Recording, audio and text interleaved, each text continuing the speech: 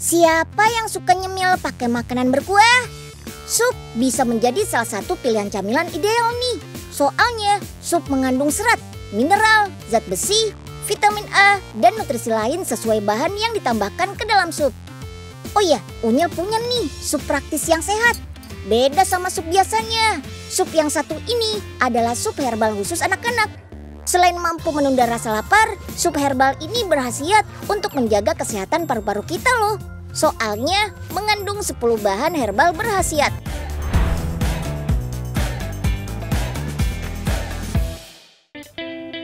Ini dia bahan bakunya. Terdiri dari beberapa bunga-bungaan, biji-bijian, jamur, dan buah-buahan yang sebagian besar dikenal sebagai superfood.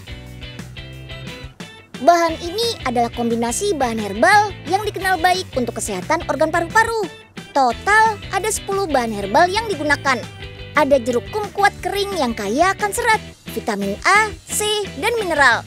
Berguna untuk mengobati bronkitis, batuk pilek, sampai radang tenggorokan.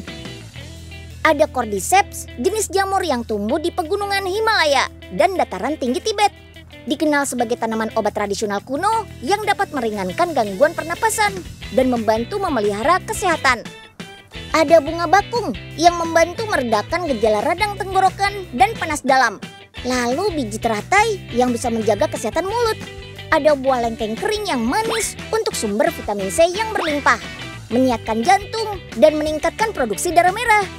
Ada goji berry, buah berwarna merah dari Tiongkok ini punya kandungan penting seperti polisakarida untuk kekebalan tubuh, beta karoten untuk kesehatan mata, dan punya vitamin C 500 kali lebih tinggi dibanding jeruk. Terakhir, jamur salju yang bagus untuk kesehatan paru-paru. Sekarang Unyil kasih tips deh buat yang mau mengkonsumsi sup herbal yang satu ini. Caranya praktis kok. Pertama, bilas dulu ya semua bahan. Cukup direndam dengan air sebentar, kemudian tiriskan. Lalu rebus semua bahan dengan tambahan potongan daging ayam sebagai kaldu dan air sebanyak 1,2 liter. Disarankan masak menggunakan slow cooker ya. Memasak sup dengan slow cooker atau tungku elektrik seperti ini, kandungan sari dan nutrisi setiap bahan herbal dipercaya bakal keluar seluruhnya. Slow cooker memang terkenal sama fungsi penyimpan nutrisinya. Yap, metode masak yang terhitung cukup lama dengan suhu rendah dibanding merebus dan tertutup menyebabkan gizi bahan makanan tetap terjaga.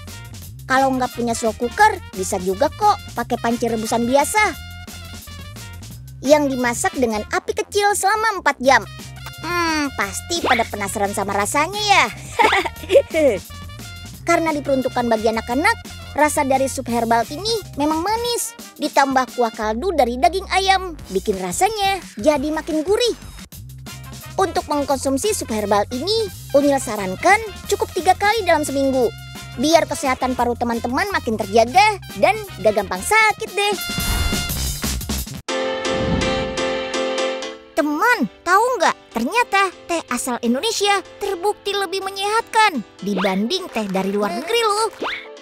Antioksidan daun teh yang ditanam di Indonesia punya kandungan minimal 13%. Sementara teh dari perkebunan di luar negeri hanya berkisar 6-10% saja. Teh Indonesia memang the best, jempolan. Bayangkan kalau tehnya saja sudah menyehatkan, gimana kalau dipadukan dengan bahan lain yang Indonesia banget, seperti bunga, rempah, dan sari buah. Salah satunya yang mau dibikin ini, namanya teh Banda Neira. Di dalamnya berisi jahe, serai, teh hitam, cabai lempuyang, cengkeh, vanila, kapulaga, secang, dan kayu manis. Tuh lihat, sampai diiris kecil-kecil secara manual teman. Tahu nggak teman, pamor teh herbal semakin diminati semenjak COVID 2020 silam. Apalagi kalau bukan untuk meningkatkan kekebalan tubuh. Oh iya teman, daun teh yang jadi bahan utamanya bukan cuma diambil dari satu tempat loh, tapi dari banyak daerah penghasil teh di Indonesia, dari Jawa hingga Sumatera. Daun teh dan bahan racikannya yang dipilih akan dicampur sedemikian rupa seperti ini teman. Oh iya, sebelum dibungkus ke dalam kantong, teh-teh ini harus didiamkan 1 hari biar aromanya makin meresap.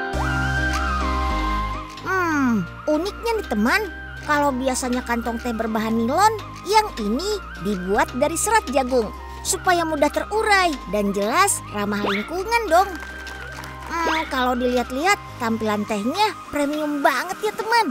Bahkan Unyil dengar-dengar produk satu ini sudah melanglang buana sampai ke negeri tetangga loh. Dari Singapura sampai ke Hong Kong. Cakep. Nah, Unyil sudah sampai nih di kedai teh kekinian yang lokasinya ada di PETK 6 Glodok, Jakarta Barat. Ada lebih dari 30 jenis teh yang berasal dari para petani lokal di Indonesia. Beberapa di antaranya ada juga tuh teh yang diimpor langsung dari Cina, Jepang, hingga Taiwan. Oh iya, Unyil udah janjian juga nih sama Mbak Gita, seorang baristi jagoannya menyeduh dan meracik teh di kedai ini. Yap, bukan sekedar minum teh, ternyata menyeduh teh itu ada caranya teman, supaya rasa tehnya makin nikmat. Nah, bedanya apa nih Mbak, pakai yang keramik sama tanah liat? Oh, biasanya kalau teh yang keramik ini digunakan untuk white tea, green tea, dan juga tea blend.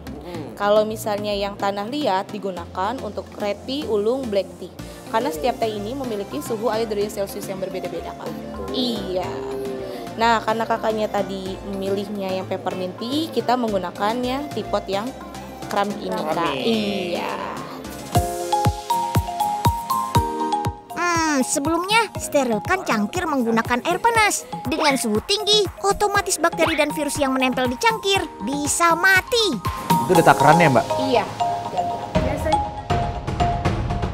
Mbak Gita bilang teh harus diseduh minimal 20 menit. Karena kalau terlalu singkat waktunya, rasa tehnya nggak akan keluar teman. Warnanya emang terlihat bening ya teman. Soalnya teh ini terbuat dari campuran green tea dan daun mint. Makanya warnanya nggak sepekat teh hitam yang berwarna merah kecoklatan.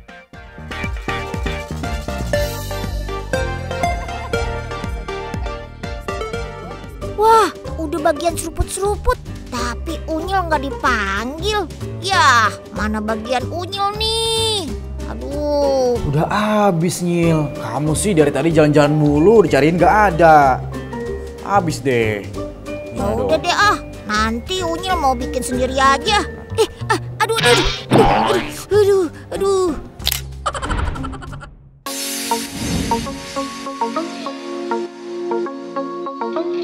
Teman, pernah minum teh yang difermentasi sama bakteri dan ragi? Kalau belum, cobain deh. Namanya kombucha. Olahan teh ini punya rasa yang unik banget. Perpaduan asam dan manis. Terus ada sensasi karbonasi yang biasa ada dalam minuman bersoda. Kebayangkan segernya. Karena menggunakan bakteri baik untuk membuatnya, kombucha jadi salah satu minuman probiotik yang bagus untuk tubuh loh.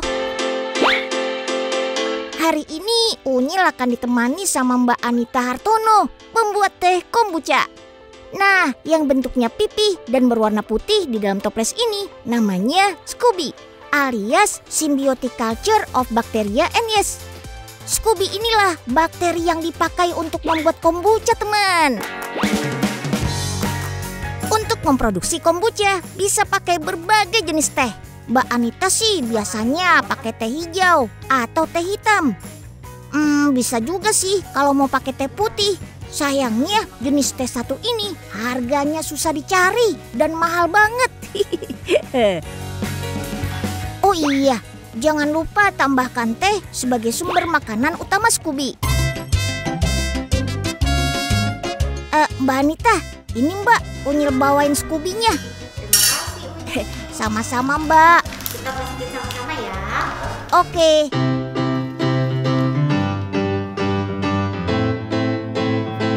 Meskipun mulainya pakai banyak gula, hasil akhirnya cuma menyisakan 1% saja kok. Tuh untuk Daniel. Nah ini kalau udah selesai tunggu sampai 10 hari ya Nil. Nah tapi harus jangan lupa disayang-sayang. Nih kayak gini sayang-sayangnya. Siap Mbak, Unyil akan menjaga SCOBY sampai... Aduh,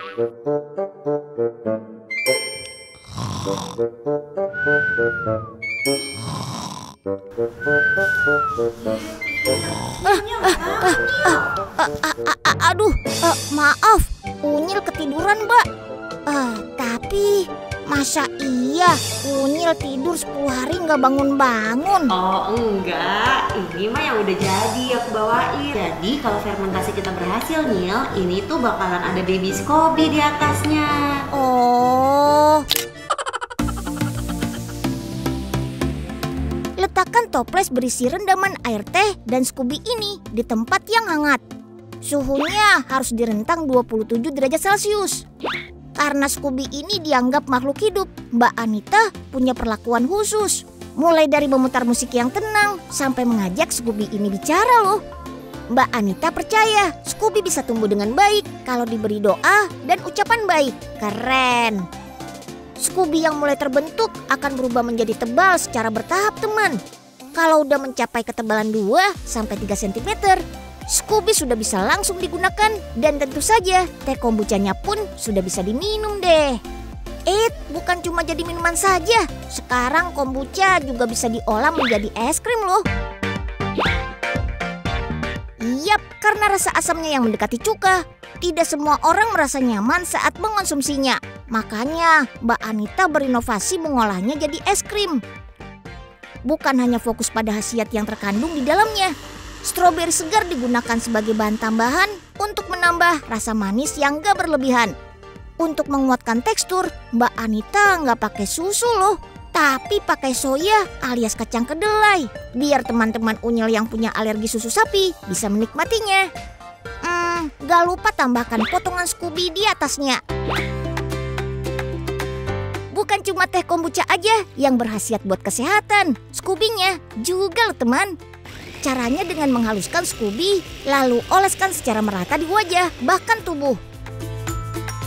Bakteri laktik asid di dalamnya terbukti bisa menghilangkan kulit mati loh. Terus, kandungan polifenolnya juga bisa melindungi kulit dari radikal bebas, jadi bikin awet muda. Hihi. Nah, salah satu yang sempat viral kemarin adalah teman Unyil yang bernama Faik, yang menderita peradangan kulit psoriasis. Setelah 1 bulan terapi mengoleskan Scooby di sekujur tubuhnya, Faik sudah banyak berubah. Dari yang tadinya susah menggerakkan anggota tubuhnya akibat sakit yang dideritanya, sekarang dia sudah bisa lompat-lompat teman. Wah, hebat!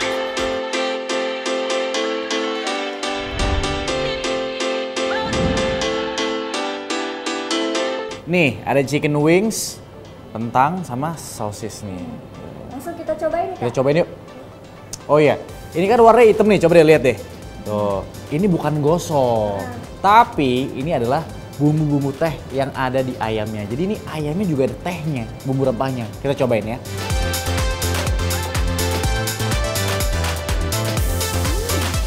Dagingnya juicy, terus rempah-rempah di tehnya pun juga nancep dan juga masuk sampai ke dalam. Taburan teh hitam di chicken wings super unik ya. Sekarang kita cobain sosisnya nih. Nah, coba kita lihat. Kayaknya daging banget. Tuh, lihat deh tuh. Ini juga ada bumbu tehnya. Jadi ini hitam-hitamnya ada tehnya di sini dan juga dicampur lagi pakai banyak rempah-rempah.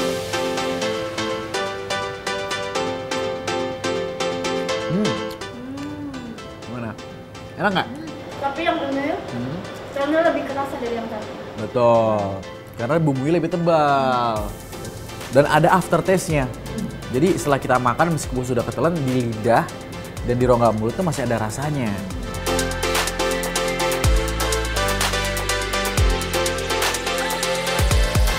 Nah, udah makan yang berat-berat, minum kita juga seger. Ini nih, penutupnya buat membersihkan rongga mulut, ice cream roti. Nih, es krim roti ini nih, kita pegang satu-satu nih. Tuh. Ini es krim matcha ya kak? Es krim matcha, matcha Ci.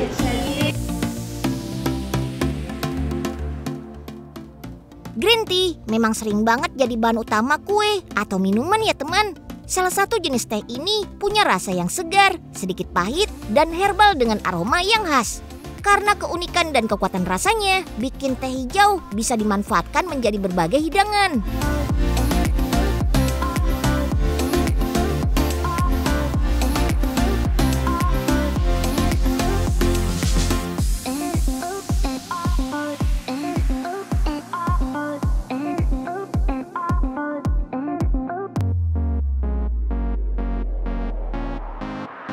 Jangan ngaku orang Indonesia deh kalau belum minum jamu. Tradisi menikmati minuman herbal ini sudah ada sejak 1300 sebelum Masehi. Biar tradisi menikmati jamu nggak ditinggalkan, sekarang resep jamu tradisional dikreasikan jadi minuman kekinian tanpa menghilangkan komposisi dan khasiat jamunya loh. Ada Golden Sparkling, merupakan perpaduan jamu kunyit asam dengan soda. Yang ini hibiscus temulawak, campuran temulawak dengan sparkling hibiscus yang dibuat dari bunga rosella. Buat pecinta yogurt, jangan lupa nih, cobain golden yogurt, perpaduan kunyit asam dengan yogurt. Oh iya, ada juga yang beres krim, perpaduan beras kencur dan es krim. Penyajiannya mirip avocato gitu deh. Nah, buat yang suka jamu pahitan, gak perlu khawatir.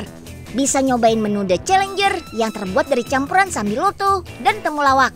Biasanya sehabis minum jamu pahitan, kita diberi air jahe.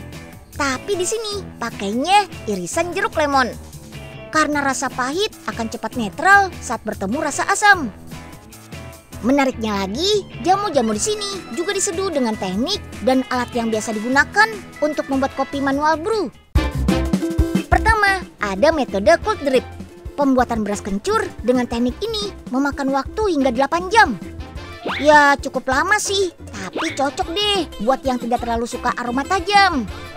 Karena hasilnya aroma kencur tidak terlalu terasa. Selanjutnya, pembuatan jamu beras kencur dengan teknik saring V60. Blend terlebih dahulu bahan jamu, lalu seduh dengan air panas bersuhu 80 derajat Celcius.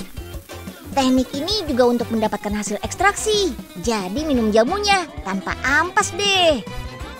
Ada juga nih teknik penetration yang menggunakan air panas bersuhu 100 derajat untuk lebih menonjolkan aroma jamunya. Cocok banget loh buat yang suka aroma rempah.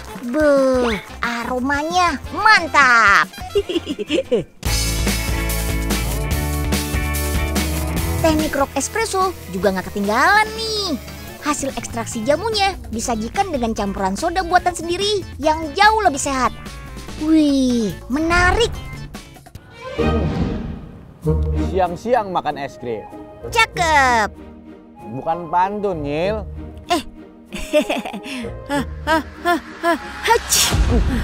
Kenapa, Nyil? Kamu, Bro? Oh, jangan-jangan kamu... Unyil udah tahu beritanya kalau virus human metapneumovirus atau HMPV yang merebak di Cina sudah ditemukan di Indonesia. Gejalanya memang mirip flu teman. Syukurlah HMPV bukanlah virus yang mematikan. Meski nggak terlalu bahaya, tapi kita wajib waspada dan selalu siaga buat jaga kesehatan.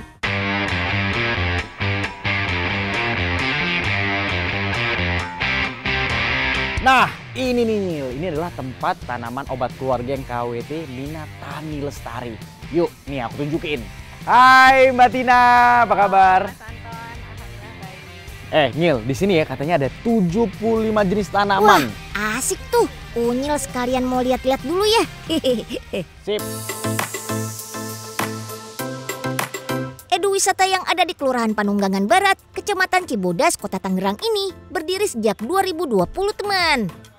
Saat pandemi, akses ke rumah sakit dan apotek menjadi terbatas. Makanya, Batina dan warga lainnya mendirikan kebun tanaman obat keluarga alias toga yang bisa dimanfaatkan untuk meningkatkan kekebalan tubuh. Mbak, ini kunyit ya Mbak? Iya, betul. Di sini tidak hanya memanfaatkan tanaman obat saja untuk obat ya, ini juga untuk bumbu masakan dapur. Oh, jadi boleh diambil, boleh dipetik nih. Wah, ada kencur nih. Kayaknya cocok buat Unyil yang punya gejala mau flu begini. Aduh, susah juga ya. Katanya sih bisa langsung dimakan nih. Tapi kok kayaknya harus dicuci dulu nih. Iya Nyil, cuci dulu. Kayaknya udah ada semakin parah nih HPV kamu nih. Buruan kau masak terus kau minum. Iya. Tanaman obat keluarga memang banyak banget macamnya. Bahkan cabai pun masuk ke dalam tanaman obat keluarga loh teman. Wih. Ngomongin cabai, Unyil jadi ingat kalau harga cabai tuh lagi meroket naik. Per kilogramnya tembus Rp100.000. Makanya menanam cabai sendiri di rumah bisa menjadi solusi nih. Seperti Pak Daliman yang memanfaatkan bagian atap rumahnya untuk menanam cabai. Udah tahu dong kalau cabai kayak vitamin C yang bagus buat kekebalan tubuh. Masalahnya kalau buat anak-anak banyak yang gak tahan sama rasa pedas cabai. Jadinya gak bisa mendapatkan manfaat cabai deh, kan rugi. Tapi tenang, merasakan manfaat cabai tanpa kepedesan bisa kok. Teman bisa tanam cabai yang rasanya manis alias cabai giant Aconcagua. Cabai jumbo yang ukurannya bisa mencapai 30 cm ini merupakan tanaman asli Amerika Selatan teman. Sama seperti tanaman cabai pada umumnya, cabai jumbo ini juga bisa berbuah sepanjang tahun. Dalam 1 tahun bisa 3-4 kali panen tuh. Setiap pohonnya bisa menghasilkan 3-10 buah cabai. Semakin sedikit buahnya akan semakin besar cabai yang dihasilkan. Meskipun rasanya nggak pedas, cabai jumbo ini masih mengandung vitamin C dan vitamin A yang tinggi loh. Nah, kalau mau merasakan manfaat senyawa capsaicin, bisa pakai yang aman-aman aja dan instan seperti ini. Yap, koyo cabai. Koyo macam ini biasanya lebih dipilih untuk meredakan nyeri otot, sakit pinggang, sampai pegal linu.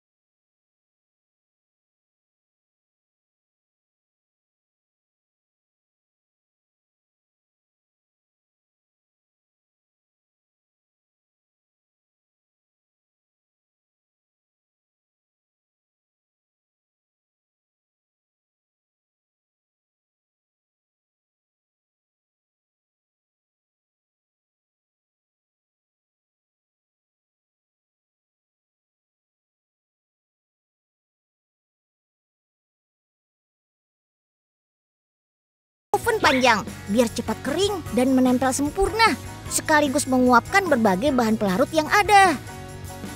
Koyo juga diberi kertas berlapis silikon sebagai lapisan penutup, biar nggak saling menempel. Gulungan koyo cabai yang sudah jadi tinggal dibawa deh ke mesin potong. Sebelum dipotong, lubangi permukaan koyo supaya ada aliran udara segar yang menembus kulit. Sebelum diedarkan dan dijual ke pasaran, koyo cabainya harus diuji dulu ya. Seperti uji daya rekat, yang koyonya bakal ditarik seperti ini. Terus ada uji kandungan senyawa capsaicin. Katanya sih wajib mengandung minimal 0,37 mg per cm persegi. Tentu saja supaya mendapat manfaat capsaicin sebagai zat aktif dalam koyo cabai. Cakep!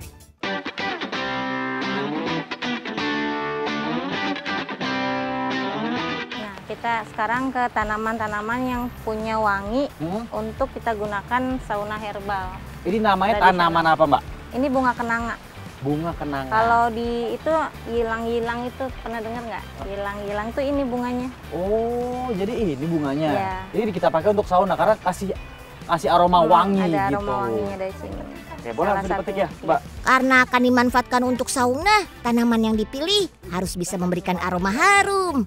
Salah satunya pandan. Ini Mas Anton di kebun ini semuanya tanamannya pemberian warga. Pemberian Jadi, dari warga semuanya. Jadi ini kebun bersama.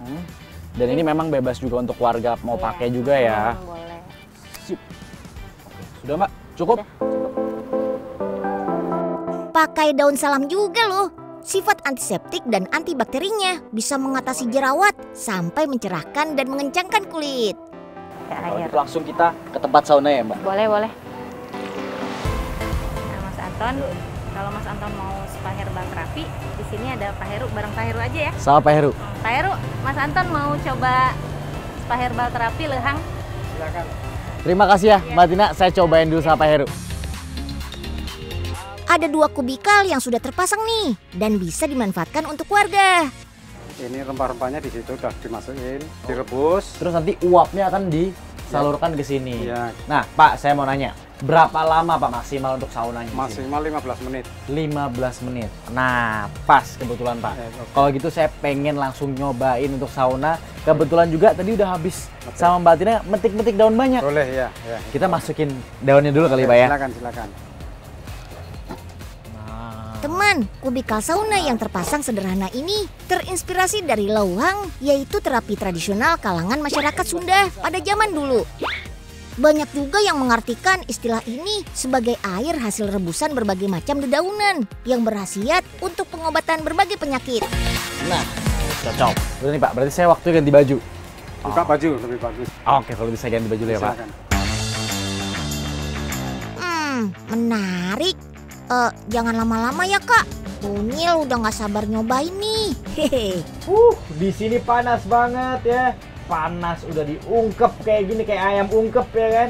Panasnya ini berguna untuk membuka pori-pori. Terus rempah-rempahnya tadi yang dipanaskan ini biar masuk ke dalam badan supaya badan kita tuh aromanya jadi lebih wangi dan bisa memperlancar peredaran darah.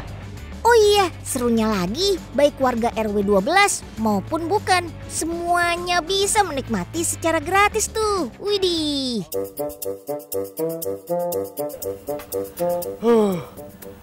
Si Unyil dari mana sih Nyil? Habis jalan-jalan Kak, seru banget tempatnya. Udah deh, mending kamu buruan ya cobain sauna herbal. Ini cocok buat kamu kan tadi pilek tuh, flu. Ini sekarang rasanya seger banget paru-parunya biar kamu terhindar dari penyakit-penyakit nggak benar. Oke. Kalau gitu Unyil nggak usah ditemenin deh. Udah kamu buruan, cobain Nyil sekarang biar sehat. Oke.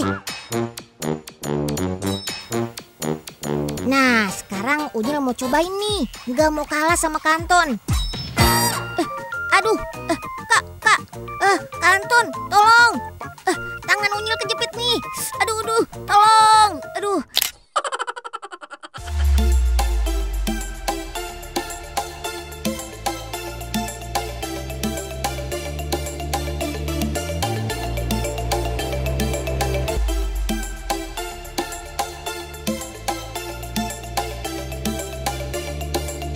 Selain menjaga daya tahan tubuh, kita juga harus rajin bersih-bersih. Nggak cuma rajin cuci tangan dengan sabun atau dengan cairan pembersih ya. Untuk meluruskan bakteri dan virus di tubuh, kita juga harus rajin mandi minimal 2 kali sehari.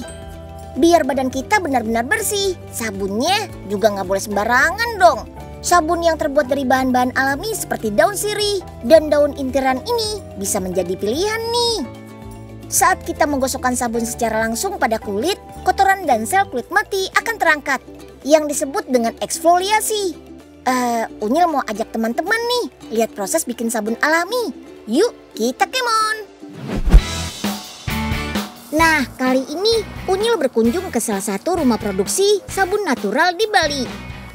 Berbagai macam sabun dibuat dengan tambahan bahan-bahan alami, seperti aneka daun yang kaya akan manfaat, hingga aneka jenis bunga. Wih, mantap! Untuk membuat sabun natural, buat base soap sebagai bahan dasarnya terlebih dahulu ya.